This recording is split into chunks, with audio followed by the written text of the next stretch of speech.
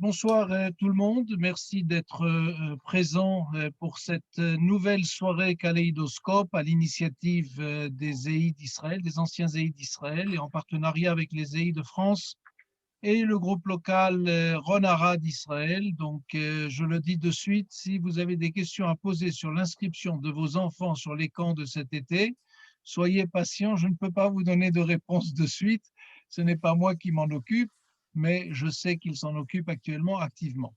Voilà, nous venons de sortir d'une période extrêmement douloureuse.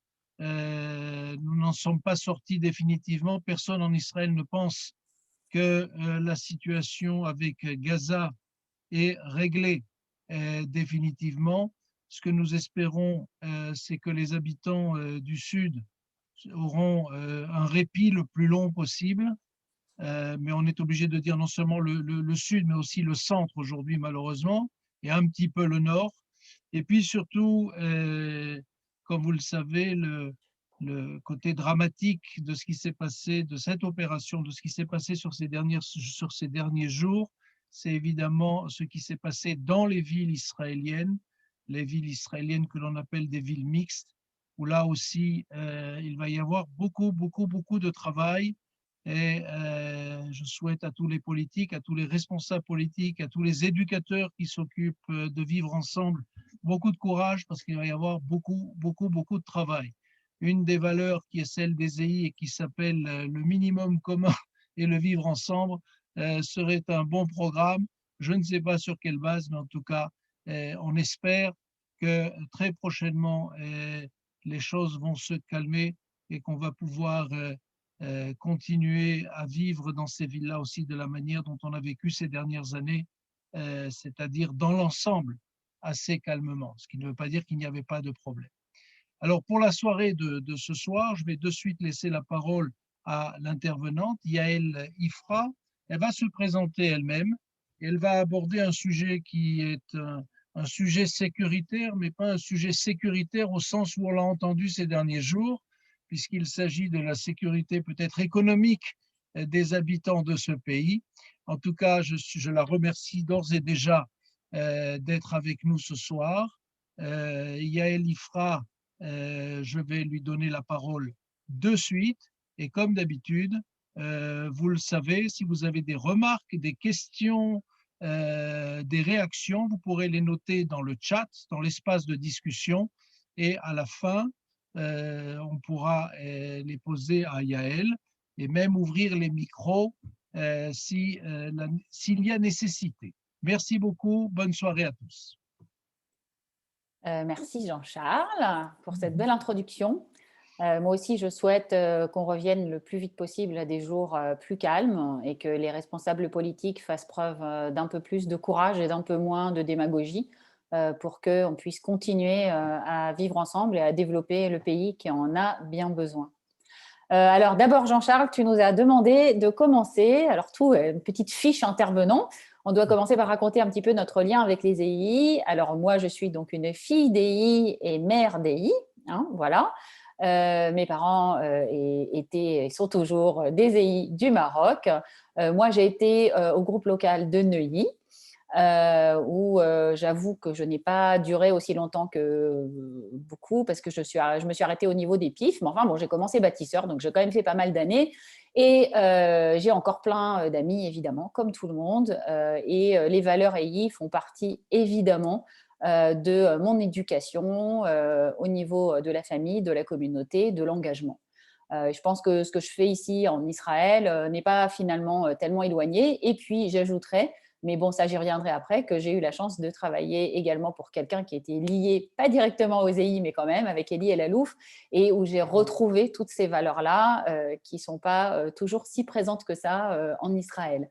Donc, ce que je peux dire, c'est que donc, ça, c'est pour mon background EI. Donc, moi, je suis une Ola Hadasha relativement récente, parce que j'ai fait ma Aliyah il y a 5 ans et demi seulement. Donc, je suis arrivée en Israël avec déjà une famille, 3 enfants, une carrière professionnelle derrière moi.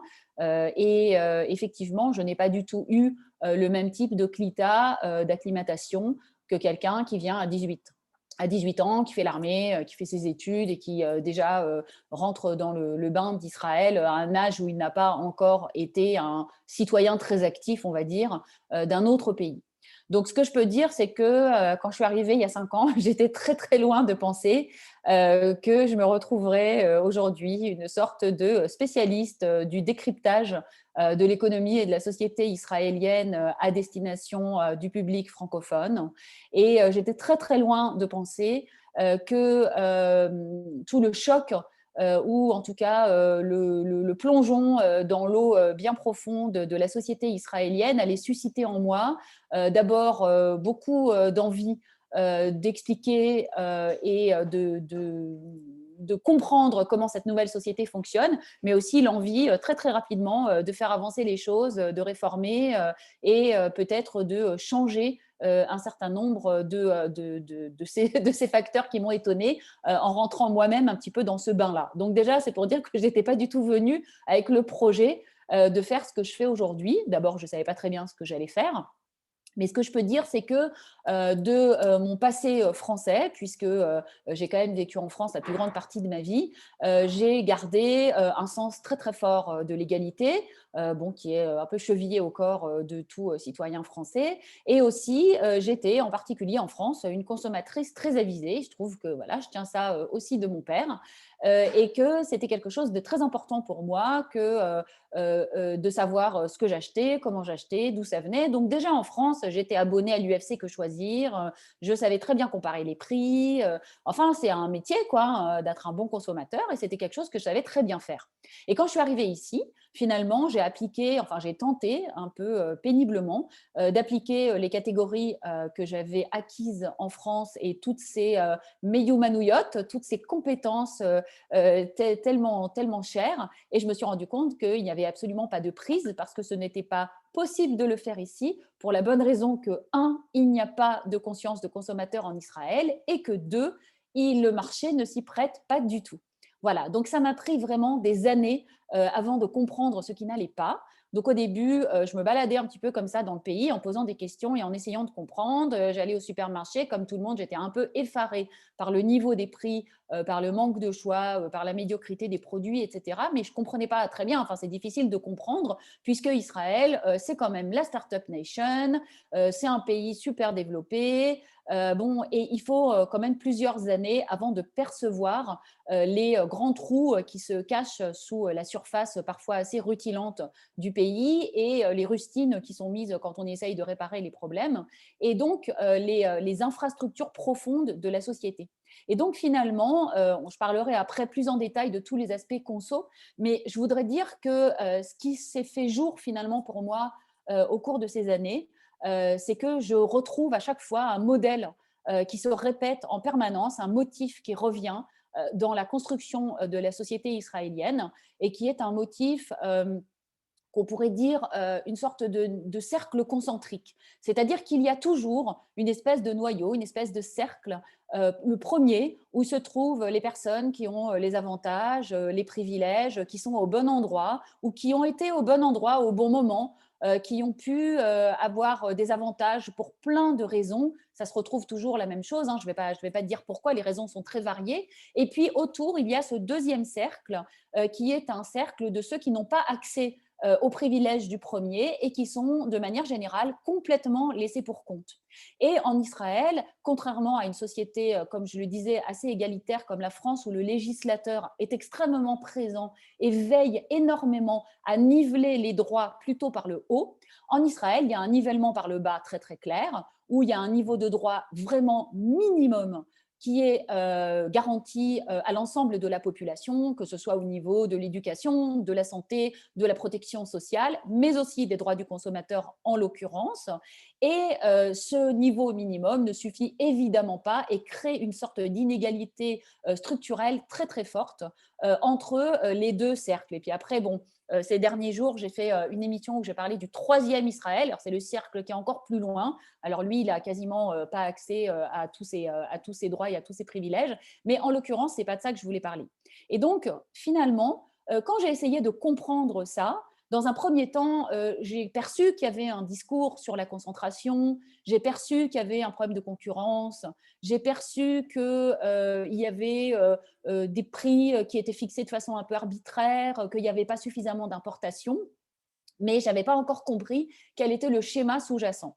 Et effectivement, il y a un schéma qui est très très clair et qui est qu'en Israël, l'État est passé d'un rôle au-delà de central. Hein, c'était l'État qui a construit le pays. Ce n'est pas un pays qui existait déjà et où petit à petit l'État, la démocratie, les institutions ont émergé au fil de l'histoire du pays, comme l'Europe ou même les États-Unis. C'est un pays qui a été construit par un État-parti, donc le MAPAI, avec des structures de type socialiste. Et puis, quand le MAPAI a perdu le pouvoir, parce qu'on est évidemment dans une démocratie hein, très vivante et très vitale, quand le MAPAI a perdu le pouvoir, l'État a lâché la rampe de façon très très forte et a complètement laissé tomber, on va dire, la gestion de l'économie et du pays, créant ainsi un vide énorme dans lequel se sont engouffrés des acteurs privés sans que l'État, donc c'est-à-dire qu'on était dans un système binaire de tout ou de rien. Donc, on a eu d'abord un État socialiste avec tout nationalisé, les banques, les entreprises, l'agriculture évidemment, l'industrie. Je vous rappelle qu'Israël voulait être un État complètement indépendant au niveau industriel. Donc, il y a eu une tentative de voiture, hein, tout le monde se souvient, de la Soucita, bon, qui n'a pas été un grand succès. Israël a également essayé de faire du sucre de betterave, par exemple. Hein. Bon, le climat ne s'y prêtait pas, mais il aura fallu un petit moment pour s'en rendre compte. Toutes les banques étaient nationales, etc. Et quand petit à petit, quand le Likoud est arrivé au pouvoir en 1977, que l'État a failli faire faillite en 1985, il a été sauvé par un plan drastique d'économie, eh bien l'État a décidé, le gouvernement, les gens qui prenaient les décisions, que selon la doxa qui était inverse à celle qui existait auparavant, ce n'était pas le boulot de l'État de gérer des entreprises, ce qui peut être vrai, bien entendu, mais pas toujours, que ce n'était pas le boulot de l'État de réguler le marché, puisqu'il y avait la main invisible. Je rappelle que tout ça se passe concomitamment à l'arrivée au pouvoir aux États-Unis en 1984 de Ronald Reagan, et donc à l'arrivée de toute la théorie néolibérale que par la suite a adopté Benjamin Netanyahou. Et donc, effectivement, il y avait trop d'État, et on est passé à pas assez d'État. Et ce qui se passe, c'est que quand l'État a géré pendant tant d'années les entreprises, il n'y a pas non plus de secteur d'affaires mûr ou qui sache faire les choses. Et donc, ce sont des personnes qui ne connaissaient pas grand-chose, qui se sont emparées de très grandes entreprises. Témoin, par exemple, Shaul Alovitch, qui possédait un vague magasin d'électroménager et qui s'est retrouvé patron de Bezek, la plus grande société israélienne de télécommunications. Et évidemment, ce qui est très compliqué, c'est que toutes ces entreprises-là sont devenues très importantes en même temps que l'État d'Israël était en train de grandir, de se développer, d'avoir accès à la croissance. La révolution des startups est venue se juxtaposer par-dessus et personne n'avait pris soin de gérer les infrastructures de base. Et donc, effectivement, on s'est retrouvé aujourd'hui avec un système dans lequel l'État a lâché, les entreprises sont rentrées et le législateur, donc enfin, on n'a pas éprouvé le besoin de faire en sorte que la concurrence soit administrée. Et donc aujourd'hui, l'État d'Israël, c'est un État très développé avec une structure de type oligopolistique. Ça veut dire qu'on a énormément de très très grosses, enfin énormément, un petit nombre de très grosses entreprises qui détiennent des parts de marché complètement démesurées sur tous les marchés de la société israélienne et que cela crée une distorsion de marché. Et comme ce marché n'est pas administré comme il le faut, qu'il n'y a pas de concurrence, eh bien évidemment, les prix s'en ressentent. Donc ça, c'est un premier élément. Et puis, il se trouve qu'en Israël, sur les biens de consommation courante, c'est surtout cela auquel je me suis intéressée parce que j'avoue que toute mon analyse s'est structurée et a démarré à partir du moment où je commençais à me balader au supermarché, avant que je comprenne bien d'autres choses, parce que, bon, évidemment, l'assurance, la banque, etc., c'est très important et très intéressant, mais on s'en rend moins compte au quotidien. Et donc, effectivement, on se rend compte que des sociétés israéliennes se sont emparées donc, de parts de marché très importantes, mais que surtout, il y a eu en Israël, tous les constats ont été faits et que l'impuissance ou la faiblesse du gouvernement ou des pouvoirs en place a été remplacée par une collusion à savoir qu'il y a une espèce de convergence d'intérêts entre ceux qui sont à la Knesset et au gouvernement, les grandes entreprises, les lobbyistes et les groupes de pression qui sont envoyés, qui envoient des députés à la Knesset pour défendre leurs intérêts, et que tout le monde s'est mis d'accord pour que ce soit le consommateur, le citoyen israélien, qui paye le prix.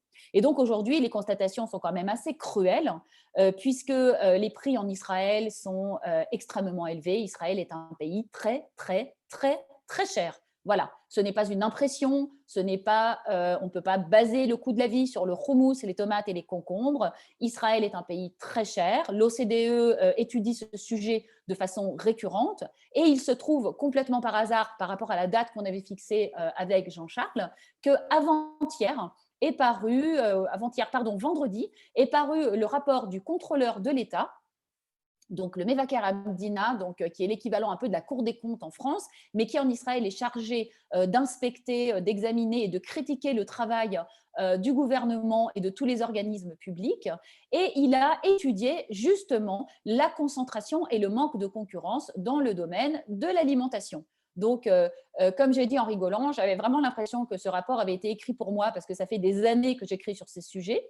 Et effectivement, ça commence par une constatation terrible qui est que les prix en Israël du secteur de l'alimentation hors boissons alcoolisées, hein, c'est pas que les boissons alcoolisées soient pas chères, mais ça n'a pas été pris en compte, est de 50% plus élevé que dans l'Union européenne et de 37% plus élevé que dans la moyenne des pays de l'OCDE. C'est quand même énorme. C'est un écart de prix qui est extrêmement conséquent et qui évidemment touche à quelque chose de très important, le pouvoir d'achat des ménages. Et j'estime pour ma part que le pouvoir d'achat, la capacité à pouvoir se nourrir correctement, à pouvoir acheter des biens de bonne qualité à un prix correct, est un élément essentiel dans une démocratie. Je pense que quand une famille nombreuse, comme il y en a énormément en Israël, puisque je rappelle qu'Israël a le taux de natalité le plus élevé de tout le monde développé, avec 3,1 enfants par femme, quand une famille nombreuse doit acheter un yaourt 5 shekels l'unité, alors évidemment, cela veut dire que les petits plaisirs de la vie auxquels on est habitué quand on est un consommateur moderne d'un pays développé sont interdits à cette famille. On ne dit pas qu'elle ne va pas manger à sa faim, mais on dit simplement que ce facteur égalisant, ce facteur qui permet à une famille d'avoir accès à la grande consommation comme tout le monde, comme quelqu'un de beaucoup plus aisé, évidemment, c'est un facteur qui vient encore augmenter le ressentiment social, qui vient encore augmenter l'inégalité foncière qui est à la base de la société israélienne. Pour moi, c'est quelque chose d'extrêmement important. J'estime qu'il ne suffit pas qu'un salaire puisse nourrir une famille. J'estime que tout le monde doit avoir accès à un panier qui doit être varié, de bonne qualité et qui doit aussi faire plaisir parce que la consommation, ça fait aussi partie de la vie dans un pays occidental. Et la consommation, ce n'est pas acheter uniquement la chose la moins chère tout en bas du rayon parce qu'on ne peut pas faire mieux. Donc ça, c'est une première chose. Et puis, dans le rapport du contrôleur de l'État, évidemment, il vient critiquer de façon assez forte le législateur et le régulateur, puisque depuis le mouvement social qui a eu lieu en 2011, c'est ça mon deuxième point, je veux dire que les Israéliens, on a l'impression, souvent on dit qu'ils sont passifs, qu'ils ne font rien. Mais ce n'est pas vrai. Parce qu'en 2011, des centaines de milliers de personnes sont descendues dans les rues du grand mouvement social qu'on a appelé le mouvement des tentes. Et je rappelle qu'avant que ce mouvement ne se détourne ou ne devienne plus large et ne s'adresse au prix du logement, il était parti, on l'avait appelé la révolte du cottage. Et pourquoi on l'avait appelé la révolte du cottage? Parce que tout simplement, à l'époque, et c'est quelque chose, c'est un sujet aussi que je vous invite à lire si vous voulez sur ma page Facebook, un article très long que j'ai fait sur Tnuva pour expliquer comment Tnuva est devenu le symbole de la mondialisation du capitalisme en Israël après avoir été le fleuron de l'industrie agricole locale. En fait, Tnuva avait été racheté par un fonds d'investissement, ce qu'on appelle un fonds de private equity, qui s'appelle le fonds Apax. Ce fonds a été cherché, comme toujours, le profit le plus rapide. Ce sont des fonds qui rentrent au capital d'une société et qui essayent d'en tirer le maximum un petit nombre d'années, 5 à 7 ans généralement, puis ensuite qu'ils le revendent après avoir fait de la valeur. Et donc, la directrice de ce fonds, qui s'appelle Zahavit Cohen, qui sévit toujours aujourd'hui en Israël, il faut le dire, s'était fait aider par la société McKinsey, qui est donc un cabinet d'audit et de conseil, qui lui avait dit que si elle cherchait des sources de profit chez Tnuva, elle pouvait sans difficulté augmenter de façon assez forte le prix des produits laitiers, puisque la demande, comme on dit en économie, était inélastique. Ça veut dire qu'on peut augmenter les prix, les gens ont toujours besoin d'acheter du fromage blanc, et de toute façon, ils iront au supermarché et elle pourrait gagner beaucoup plus d'argent. Et c'est ce qu'elle a fait, effectivement. Les prix des produits laitiers qui avaient été enlevés de la supervision du gouvernement, je ne vais pas rentrer là-dessus, avaient été donc dérégulés. Les prix ont augmenté fortement et un mouvement populaire s'est déclenché. Ça paraît étonnant sur cette base-là, mais c'était évidemment le résultat de tout un processus que traversait le pays depuis une vingtaine d'années, ou plutôt une trentaine d'années, avec les différents gouvernements, la baisse des allocations, l'entrée de personnes très très riches dans la société israélienne, l'augmentation des inégalités, etc. Et donc des centaines de milliers de personnes se sont retrouvées dans la rue pour protester contre le prix du cottage. Voilà comment ça s'est passé.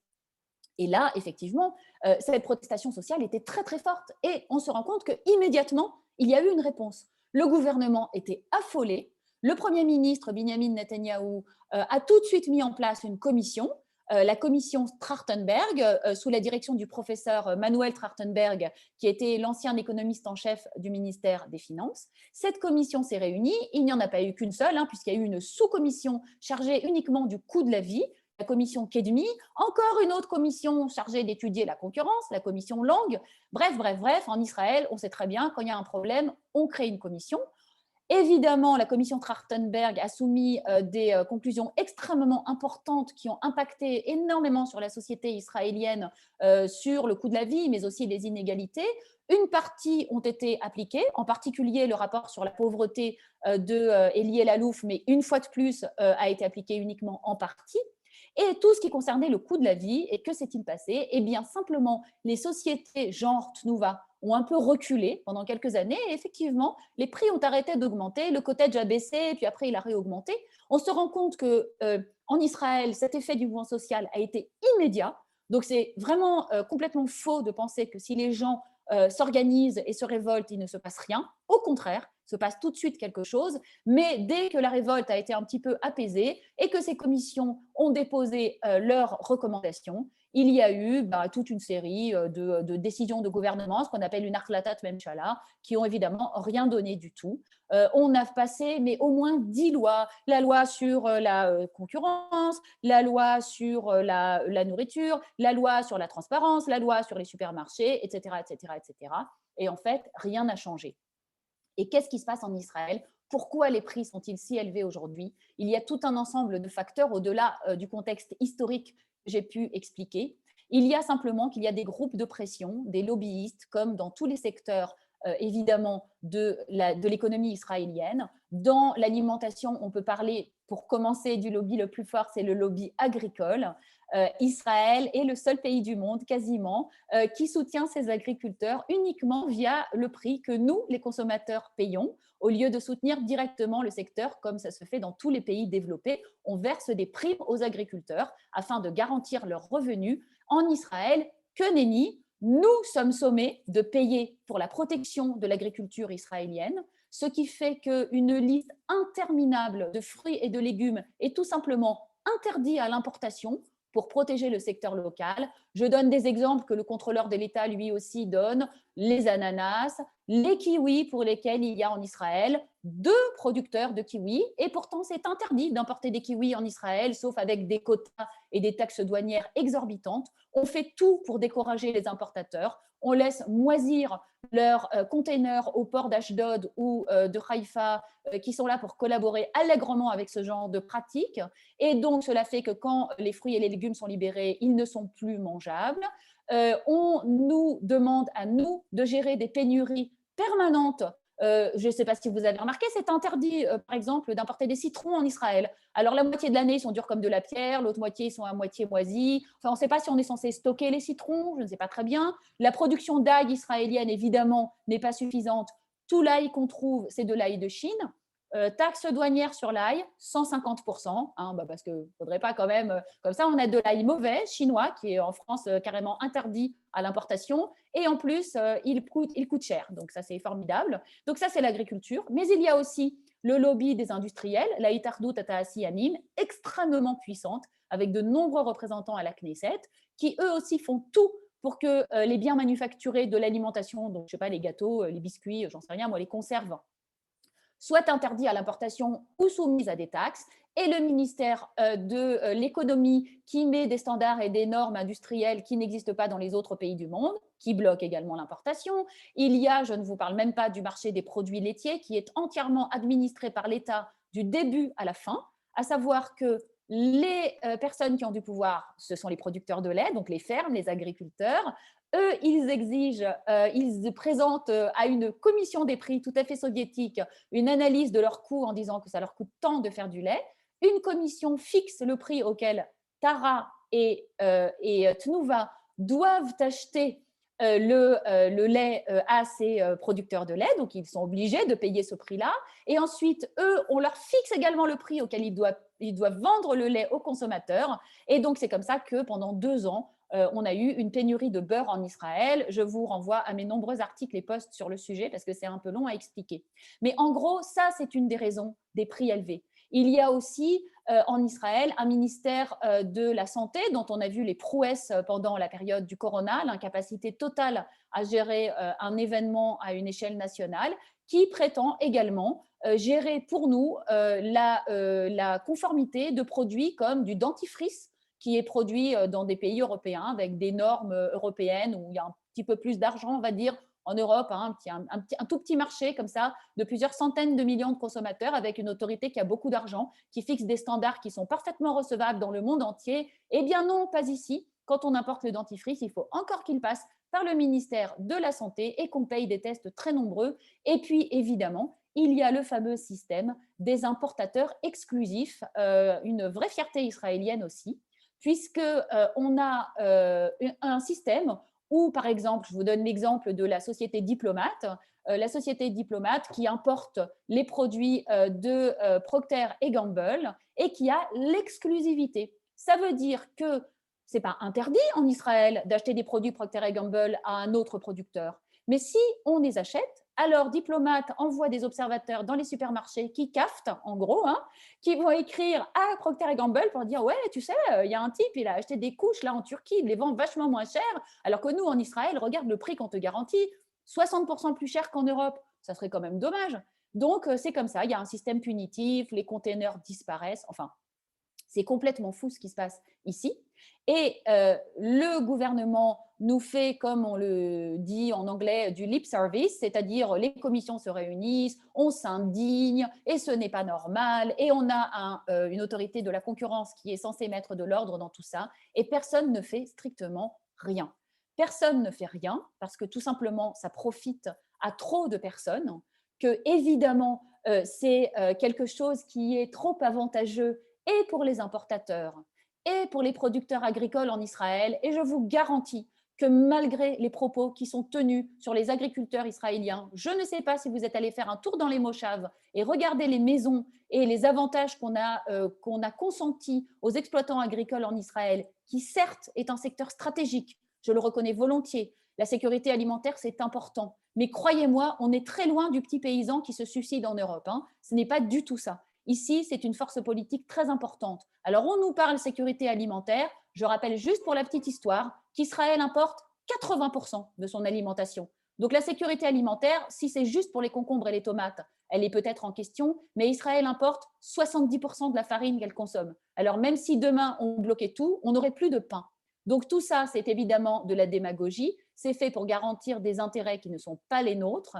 Et d'ailleurs, le nouveau ministre de l'Agriculture, Alon Schuster, enfin nouveau, ça fait 1 an et demi, lors de l'affaire du beurre, quand le ministre des Finances Israël Katz, Likoud, s'opposait à lui, a voulu libéraliser l'importation du beurre, a envoyé une lettre au ministère des Finances où il était écrit noir sur blanc que s'il devait arbitrer entre les intérêts des agriculteurs et les intérêts des consommateurs, il préférait celui des agriculteurs.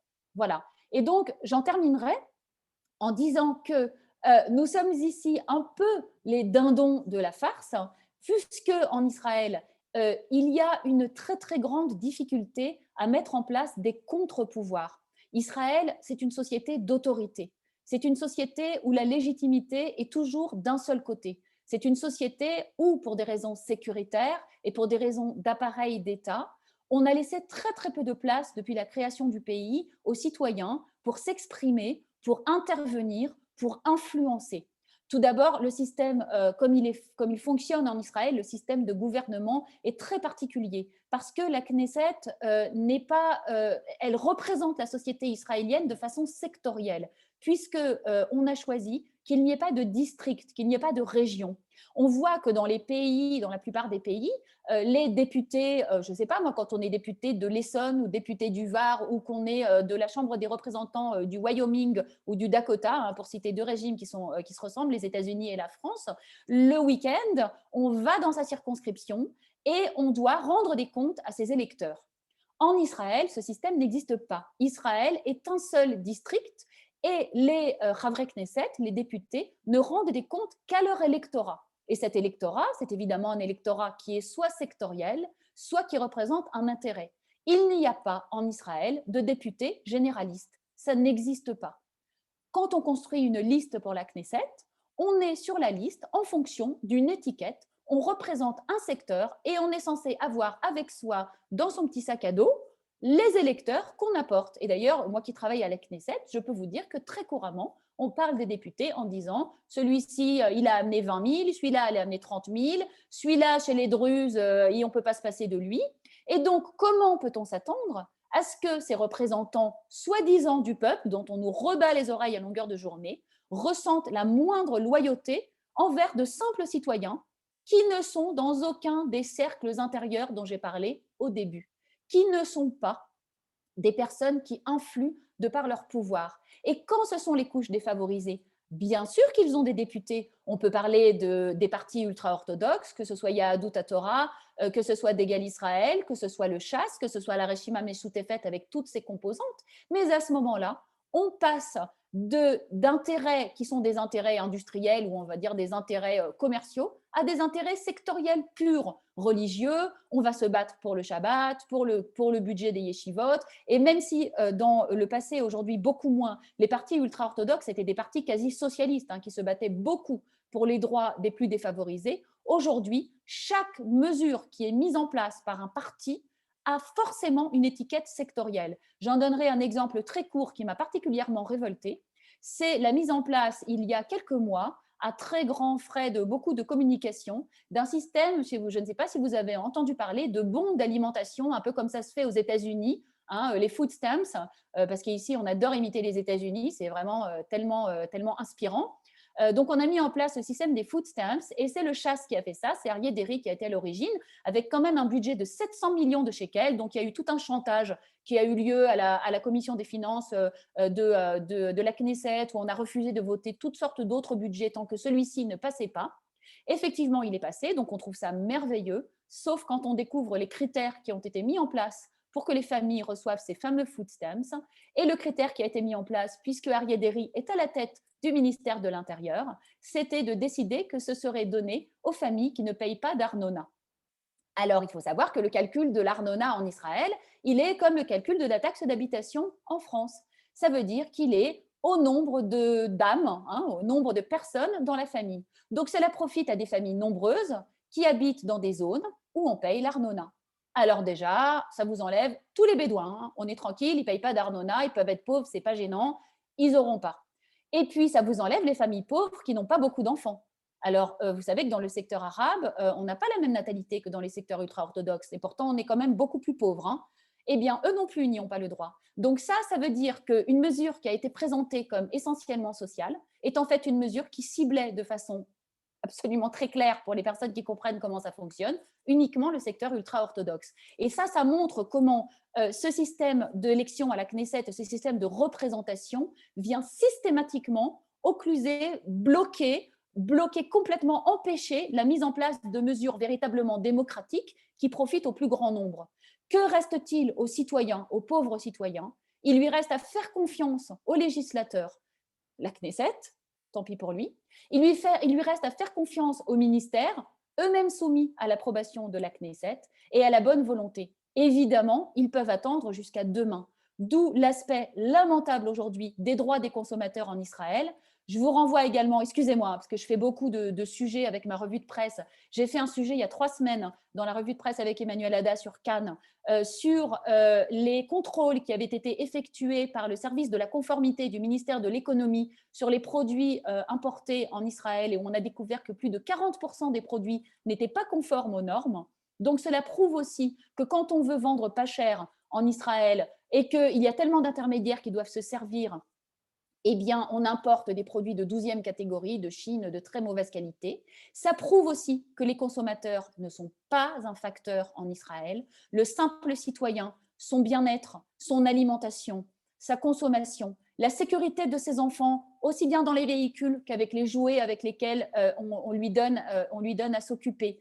Tout cela n'est évidemment pas au cœur des préoccupations de qui que ce soit, sauf évidemment quand une affaire retentissante de mort d'enfants, étouffée avec une petite pièce de jouet, exactement comme l'histoire des crèches, vient réveiller l'empathie générale et vient que tout le monde, pendant à peu près 2 semaines ou peut-être 3 jours, je ne sais pas, ça dépend des moments, s'il y a un petit peu de tension sécuritaire ou pas, vient s'apitoyer sur l'état lamentable de ces structures-là. Et donc aujourd'hui, moi je plaide, enfin j'essaye à ma petite échelle évidemment, je plaide pour que se lève en Israël un véritable mouvement citoyen de consommateurs, parce qu'un consommateur, c'est un citoyen. C'est ce qu'on appelle en France aujourd'hui un consommateur. Quand on donne notre argent à une société, quand on donne notre argent dans un supermarché, on doit savoir où il va et on doit recevoir une rétribution en échange qui soit correcte. On n'est pas là pour financer l'agriculture, on n'est pas là pour financer les jets privés de la famille Strauss, on n'est pas là pour financer la société chinoise Bright Food qui a racheté Tnuva. On est là pour que nous, les consommateurs, on nous regarde en face et on nous dise qu'on en a pour notre argent. Et je peux vous dire qu'en Israël, au-delà des prix, on a un vrai problème de je ne sais pas comment dire ça, d'égalité, de comment on nous regarde. On ne nous regarde pas parce qu'on n'existe pas. Et comme en Israël, l'obsession, c'est d'être un frayeur, vous le savez tous puisque vous habitez en Israël, on ne le dit jamais. On ne va jamais dire qu'on s'est fait arnaquer, c'est honteux. Au contraire, ce qu'on aime en Israël, c'est jeter l'argent par les fenêtres, montrer qu'on est très généreux et qu'on s'en fiche. Et donc, finalement, on se fait avoir sur tous les plans. Parce que, on n'est pas capable de dire qu'on ne s'occupe pas de nous. On n'est pas capable de dire que l'État ne fait pas son boulot parce qu'on a honte. Et 2, on se prive d'exercer un contre-pouvoir qui, dans tous les pays développés aujourd'hui, est devenu extrêmement important. Je vous en fais témoin et je termine là-dessus. L'application Yuka en France, une application qui, en 2 ans, a obtenu 20 millions de téléchargements, qui note les produits de grande consommation en leur donnant il y a toutes sortes de critères sur la note, les additifs, les OGM, la qualité, est-ce que c'est gras, est-ce que c'est sucré, le Nutri-Score, etc. 84% des personnes qui achètent dans les supermarchés avec Yuka, quand le produit est mal noté, le remettent sur l'étagère. Si bien que les grandes entreprises ont été obligées d'aller voir les personnes de Yuka pour leur dire bon ben on va changer nos recettes parce qu'on veut que nos produits soient mieux notés pour que les gens les achètent. Donc voilà ce que peut faire ce qu'on appelle le crowd acting, c'est-à-dire quand tout le monde se met ensemble sur un objectif. Et voilà ce que j'essaye de faire sur un projet que je suis en train de développer. Je pense qu'il est temps qu'en Israël, les citoyens, consommateurs, démocrates se réveillent et se fassent entendre de l'autre côté qui s'est trop habitué à être sourd, muet et indifférent. Voilà, j'ai terminé. Merci beaucoup, Yael. Alors, je dois dire qu'il y a quelques-uns de nos participants. Alors, ce qui est intéressant, c'est que le nombre de participants augmente. Donc, c'est toujours très intéressant. Personne n'a fui. Et je tiens à dire par rapport à un certain nombre de gens qui vont réagir que Yael a fait son alia, elle est toujours en Israël. Donc, ne vous inquiétez pas, tout va bien. Du point de vue de son sionisme, s'il y avait besoin de le partager. Bon, tu m'as fait travailler, Yael, parce que tu t'es très bien intégré. Il a fallu que je fasse de la traduction à côté pour expliquer Frayeur, Arnona, parce que nous avons aussi beaucoup d'amis de France. Nous avons aussi Nous sommes internationaux maintenant, donc il y a comme ça un certain nombre de gens, mais tout va bien. C'était pas. Non, je voulais te dire juste que Oui, tu alors t'étais. j'ajoute en incise, juste une petite assise, voilà. Donc je le dis, j'aurais dû le dire avant. Ah, Je suis profondément sioniste, très heureuse d'habiter en Israël. Je trouve que c'est un pays extraordinaire.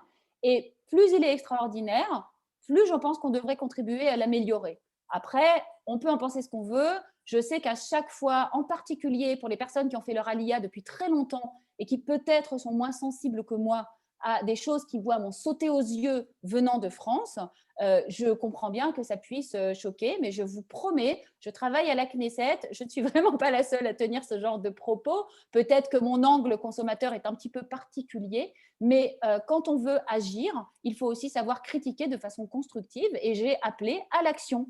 Hein, je n'ai pas dit qu'il fallait partir. merci beaucoup. Non, non, tout à fait. Moi, je le sais, je n'ai pas de doute. Merci de. Il n'y avait pas besoin de le préciser, mais merci de l'avoir dit.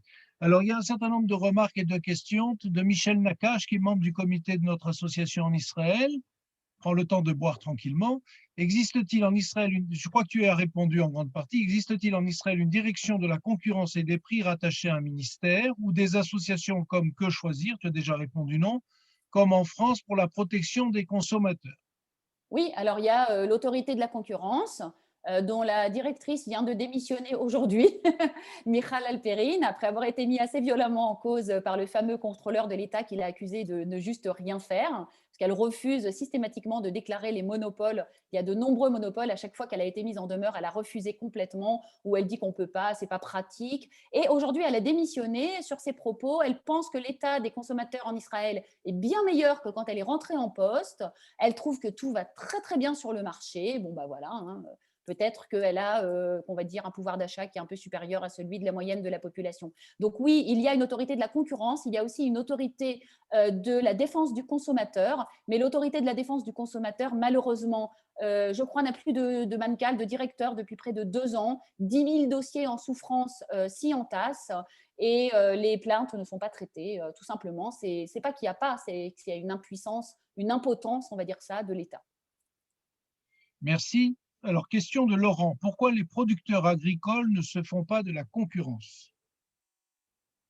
Ah, alors pourquoi? Parce que d'abord tout le système israélien est organisé en coopérative, hein, reste du système socialiste de l'époque, parce que tout simplement ça ne les intéresse pas vraiment et parce qu'il faut comprendre qu'il y a aussi au-dessus, hein, il y a les intermédiaires, les marchés de gros, il n'y a que deux marchés de gros en Israël où on a aussi une marge assez conséquente qui est prise. En Israël, il y a un très gros problème de logistique parce que Israël, c'est un petit grand pays. Voilà, ça veut dire qu'en fait, c'est petit, mais c'est quand même compliqué d'acheminer des marchandises au niveau national. Pour des raisons de productivité, des choix stratégiques ont été faits qui font que l'agriculture est quasiment industrielle, quasiment tout est cultivé en serre. Bon, ça évidemment, c'est à cause du climat, mais par exemple, 80% des délicieuses pommes de terre qu'on consomme en Israël sont cultivées dans le Negev.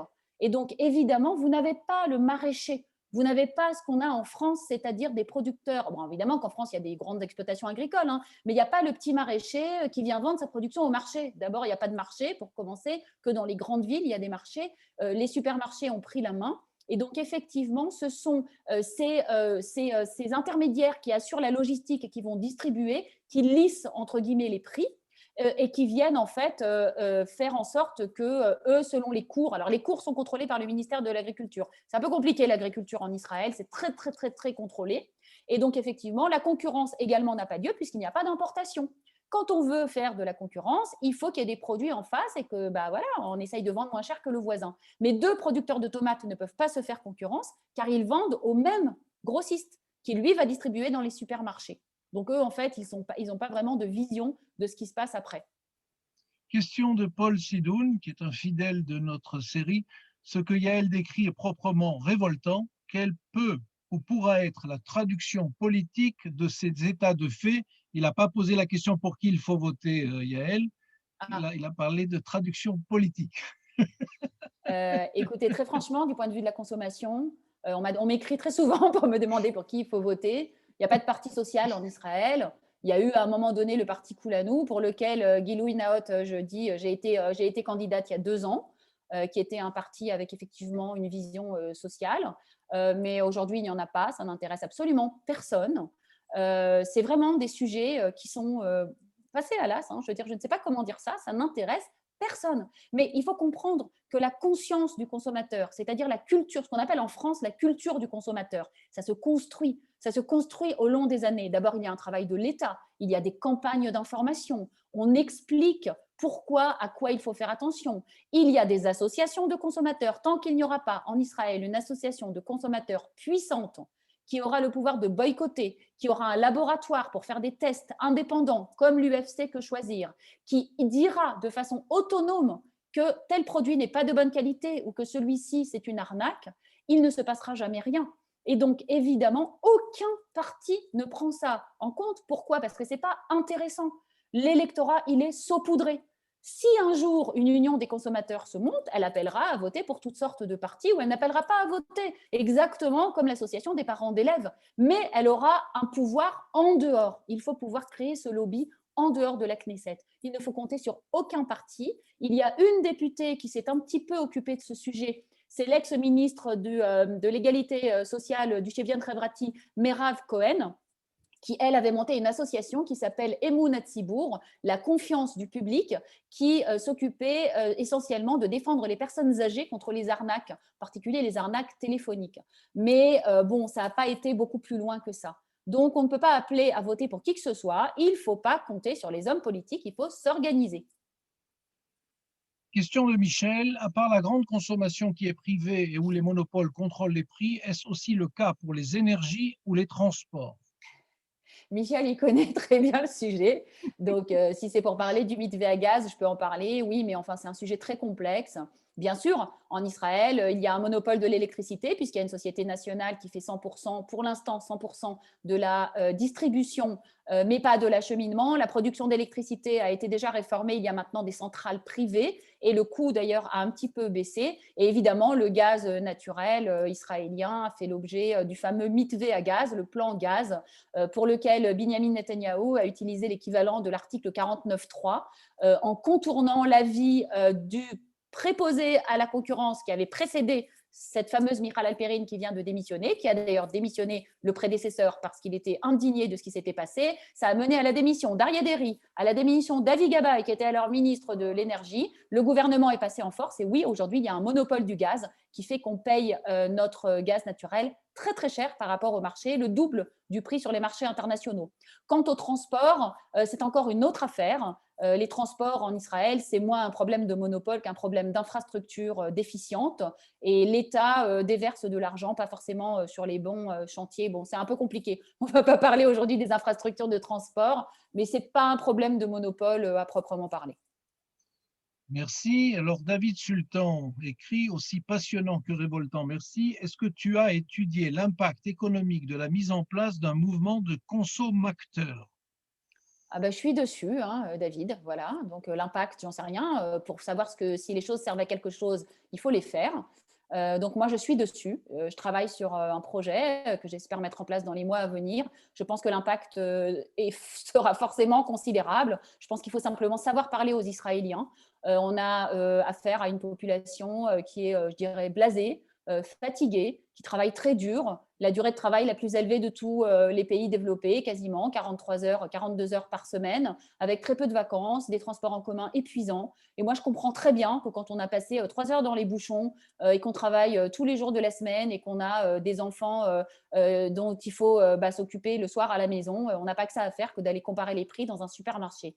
Je pense que c'est le travail d'activistes sociaux que de s'occuper, de faciliter la tâche à ces citoyens, de les aider petit à petit à faire émerger cette culture de consommation. Et effectivement, ce qui a été fait aux États-Unis, aussi aux États-Unis, des unions de consommateurs très, très puissantes, aussi bien qu'en France, c'est un travail de décennies. Hein. Ça ne se fait pas comme ça, c'est un travail de longue haleine. Oui, moi, j'espère monter un mouvement de consommateurs citoyens qui puisse faire changer les choses, mais ce ne sera pas l'année prochaine. Alors justement, il y a Déborah qui dit, Yael, si vous avez besoin de petites mains pour un travail d'enquête modeste à la manière des débuts de Que choisir à ses débuts, je suis partante dans la mesure de mes moyens.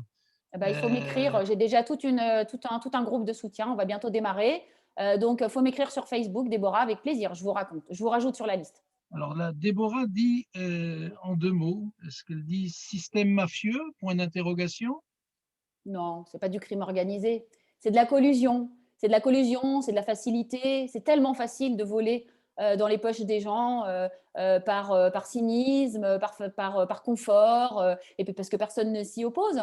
Je veux dire, voilà, c'est certainement pas la main invisible du marché, hein. Quand on bloque l'importation des produits de façon délibérée et qu'on fixe des normes industrielles qui favorisent uniquement les industriels israéliens, qui fait que, par exemple, je ne sais pas moi, chez Ikea, dans un magasin Ikea normal, il y a à peu près 4 à 5 fois plus de produits que dans un Ikea israélien, tout simplement parce que les standards israéliens ont été faits pour bloquer un maximum de produits à l'importation pour qu'on achète local, évidemment beaucoup plus cher. Donc je dirais que voilà, il y a systématiquement des chantages à l'emploi. On vient nous dire que des salariés vont être licenciés. Je vous rappelle qu'en Israël, on nous a quand même maintenu en pleine zone habitée de Haïfa un conteneur géant d'ammoniac, qui est donc un explosif extrêmement dangereux, parce que l'usine employait 230 salariés. Voilà, 230, hein, on est 10 millions d'habitants en Israël quand même.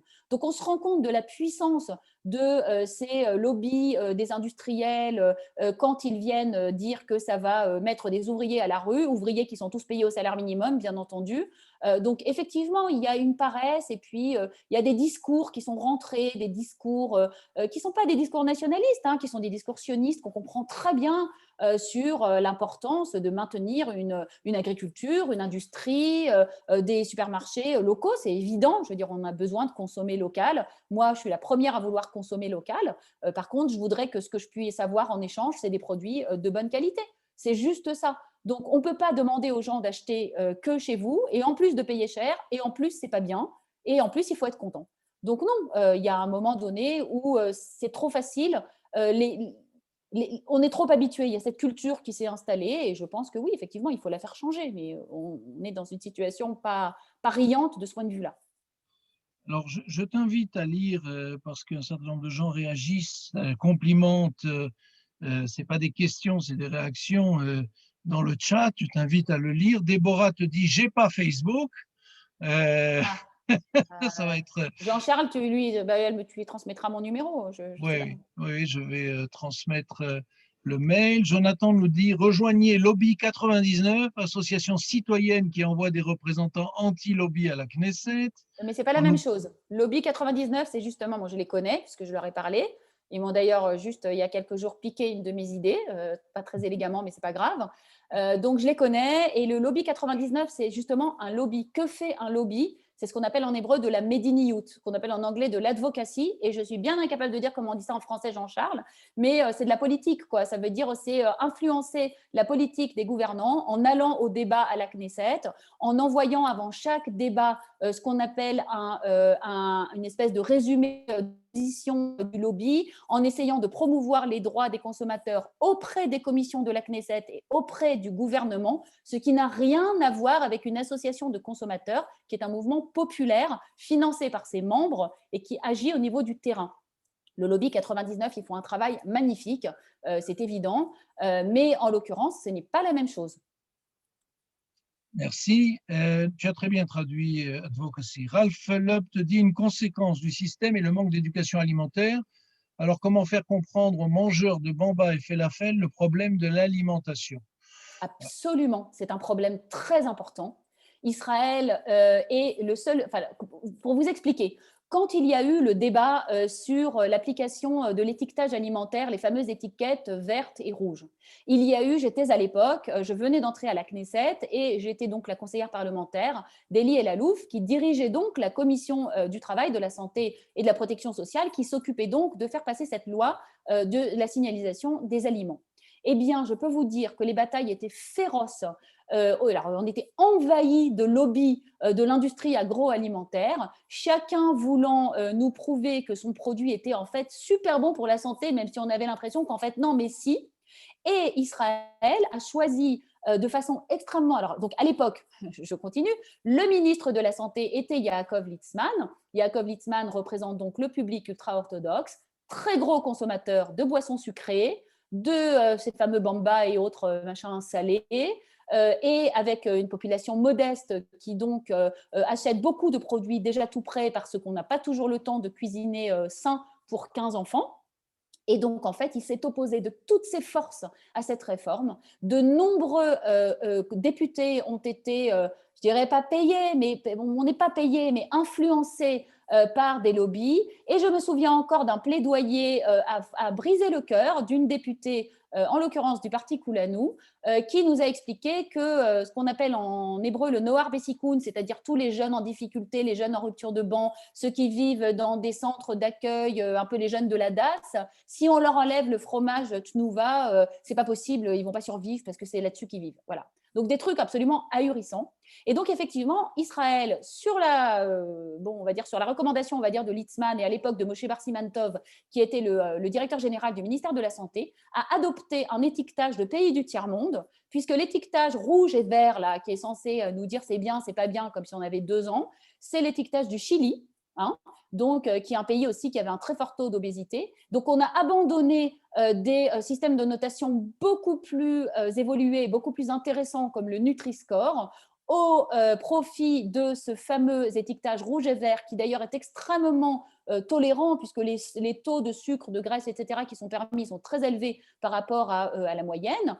Et donc, les entreprises ont en partie modifié un certain nombre de recettes. Je vous envoie, pareil, à un film que j'avais fait sur le Milky, où en fait, on a une étiquette rouge au-dessus de 13,5 grammes de sucre au 100 grammes. Eh bien, le Milky a 13,4 grammes de sucre au 100 grammes.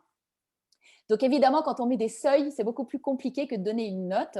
Et cet étiquetage n'a en rien changé le comportement de la population. Au Chili, c'était d'ailleurs la même chose. Et finalement, on se rend compte que l'éducation alimentaire est complètement sacrifiée ici parce qu'on ne veut pas froisser les populations qui se nourrissent le plus mal, qui sont des populations donc de manière générale défavorisées, et qu'on préfère qu'elles se nourrissent de junk food plutôt que de les éduquer à bien manger. C'est un problème énorme en Israël, mais vraiment énorme, y compris au niveau des écoles, au niveau des horaires auxquels on donne aux enfants à manger, au niveau de ce qu'ils apportent à 10 heures, de nombre de repas qu'ils font qui n'est plus du tout adapté au rythme de vie qu'on a aujourd'hui. Et ça, une fois de plus, pareil, personne ne s'en occupe à la Knesset, ça n'intéresse personne. Merci d'avoir précisé. Il y avait dans Mangeurs de Bamba et Falafel peut-être quelque chose qui pouvait être mal interprété. Non, Même les non. mangeurs de sushi à outrance et les mangeurs de pizza sont dans la même catégorie. Il faut apprendre à bien manger. Je crois que c'est une vraie question. Qu'en est-il, c'est Michel qui insiste, hein, qu'en est-il de la TVA sur les produits de grande consommation? Ça aussi, Michel, il pose toutes les questions qui font mal. Alors, en Israël, il y a un unique secteur qui a obtenu une exemption totale de TVA. Bien sûr, les fruits et les légumes, hein, puisque c'est les agriculteurs. Et effectivement, eh bien, ça a été proposé à de nombreuses reprises. On a proposé d'appliquer, comme en France, un taux de TVA réduit sur les produits de première nécessité.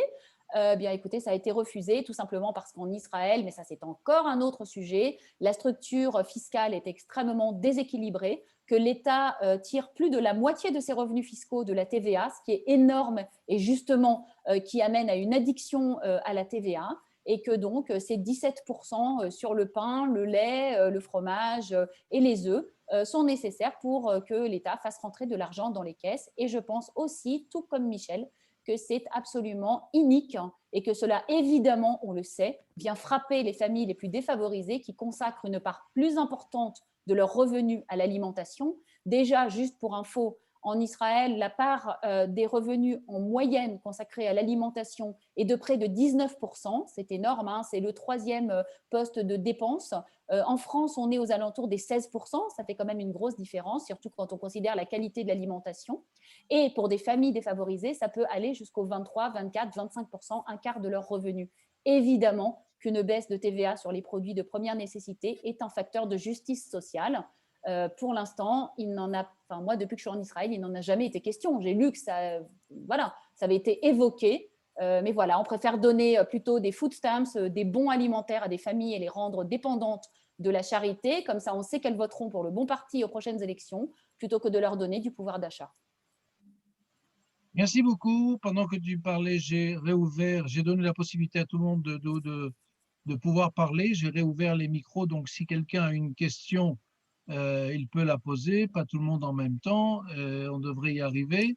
Euh, la question, encore une fois, c'est est-ce que tout cela est à mettre sur le compte de la jeunesse d'un pays, 72 ans, ou est-ce que, comme tu l'as dit, c'est ce passage trop brutal, on va dire, pour aller vite d'un système socialiste à un système libéral qui a fait que le balancier est parti trop vite d'un certain côté et que, avec les années, peut-être on peut arriver à un rééquilibrage. Oui, je pense que c'est beaucoup dû quand même à la jeunesse du pays et comme je l'ai dit, à la transition. J'ai pour ma part aussi une théorie que j'ai développée toute seule, hein, voilà, qui est plutôt une théorie sur la gouvernance d'entreprise et sur la responsabilité que ressentent les entreprises en Israël par rapport à l'économie générale. Je pense que c'est quelque chose qui manque énormément dans la culture du pays parce que justement, quand l'État administrait les entreprises, bah, c'était des fonctionnaires. Quand elles sont devenues complètement privées, on s'est laissé évidemment happer par l'appât du gain. Et aujourd'hui, il y a une sorte de reconnaissance ou une sorte de dépendance du secteur public envers le secteur privé. Il attend des entreprises qu'elles fournissent des emplois. C'est un peu la panique. On est tout le temps un peu en train de leur dire merci. Ils sont trop sympas de travailler ici. Je rappelle qu'en Israël, il y a une loi particulièrement je dirais pas scandaleuse, mais pas très normale, qui s'appelle la loi de soutien aux investissements financiers et à l'exportation, qui fait que quasiment toutes les industries exportatrices en Israël sont dispensées de payer des impôts. C'est-à-dire une société comme Checkpoint, qui fait des milliards de bénéfices, ne paye quasiment pas d'impôts au nom du soutien à l'export, parce que ça rapporte des devises. Mais en faisant cela, on ne responsabilise pas les entreprises. Quand on regarde ce qui se passe dans le monde, ça veut dire que les grandes entreprises sont des acteurs de la société, elles sont des acteurs de l'économie. Elles apportent, elles font partie de la structure sociale du pays. On ne fait pas la charité à quelqu'un quand on l'emploie dans son entreprise. On est un acteur de ce pays. On ne peut pas sans cesse se réclamer du sionisme et dispenser toutes les entreprises qui gagnent de l'argent de payer des impôts parce qu'on a soi-disant trop peur qu'elles s'en aillent à l'étranger. D'abord, c'est pas vrai. Le capital humain en Israël est d'une qualité exceptionnelle. C'est pas pour rien qu'on a tous les centres de recherche et développement de toutes les plus grandes sociétés de high-tech qui sont installées ici. Donc, évidemment qu'elles ne vont pas s'en aller, mais dans ce cas-là, pourquoi est-ce qu'elles ne contribueraient pas de façon un peu plus citoyenne, pas seulement via les impôts, mais via ce qu'on appelle la gouvernance d'entreprise. C'est ce qu'a fait en France la loi Pacte. On donne aux entreprises des obligations. Pourquoi est-ce qu'on permet à une entreprise comme RIL, une entreprise du groupe Offert, d'exploiter les ressources de la mer Morte en saccageant le paysage? On ne peut même pas dire les dégâts qui ont été faits, et c'est l'État qui paye la remise en état. Il n'y a jamais aucune obligation pour eux de pollueur-payeur, ça n'existe pas en Israël, parce qu'on n'a pas parlé de l'environnement, mais c'est aussi une problématique. Et donc je pense que c'est surtout ça. Je pense qu'il faut aujourd'hui remettre de la responsabilité au sein des entreprises, arrêter de les considérer comme un dieu suprême ou comme un sauveur, mais ça c'est typiquement dû au déséquilibre. On n'a pas une social-démocratie en Israël où une entreprise, c'est aussi quelqu'un qui est responsable. C'est ou le coupable de tous les maux, disons quand on était socialiste, ou il faut les laisser faire tout ce qu'ils veulent parce que c'est la main du marché. Et ça, pour moi, c'est une problématique très, très importante. Alors, on a parlé environnement dans cette série d'interventions avec Anne Baer et dans quelques semaines, nous aurons un autre ancien de Neuilly, Jonathan Eckenbaum, qui est le directeur de Ah oui, Greenpeace Israël. bien sûr. Ah oui, je le connais. Donc, à Neuilly, on est très, très, très branché. Voilà. Alors, on te remercie de France pour avoir aidé à cet éclairage formidable sur Israël. Euh, donc, euh, voilà, il y a d'autres, encore une fois, remarques et compliments, mais je te laisse les lire. Alors, avant de conclure cette session, je vais te laisser la parole. Je ne sais pas si tu peux conclure, mais en tout cas, je suis sûr que tu peux dire deux, trois mots pour, pour Euh, résumer ce que tu nous as dit en une heure. Non, j'ai un peu tout dit. Non, ce que je veux dire, c'est qu'on a la chance d'avoir un pays vraiment extraordinaire. Je reprends par rapport à ce que tu avais dit au début, Jean-Charles, par rapport aussi à la vie en commun, à une mosaïque. J'avais horreur d'utiliser ce mot de mosaïque, mais en l'occurrence, une société dont je dirais qu'elle est extrêmement complexe, hein, qu'elle est un vrai challenge de tous les jours, réfléchir à ce Rubik's Cube géant qu'est Israël et essayer de se demander comment on peut améliorer les choses. Et effectivement, il y a des problématiques qui sont parfois un peu désespérantes. On se rend compte que pour des raisons de nécessité, hein, de défense, d'être entouré d'ennemis, de jeunesse, certains mécanismes se sont enracinés très rapidement, de façon très forte, et sont devenus quasiment presque des évidences. Or, Israël n'a pas du tout pour vocation à avoir pour modèle les États-Unis. Ce n'est pas vrai. On n'est pas obligé d'adopter des idées économiques qui sont calquées sur celles d'autres pays qui ne sont pas Israël.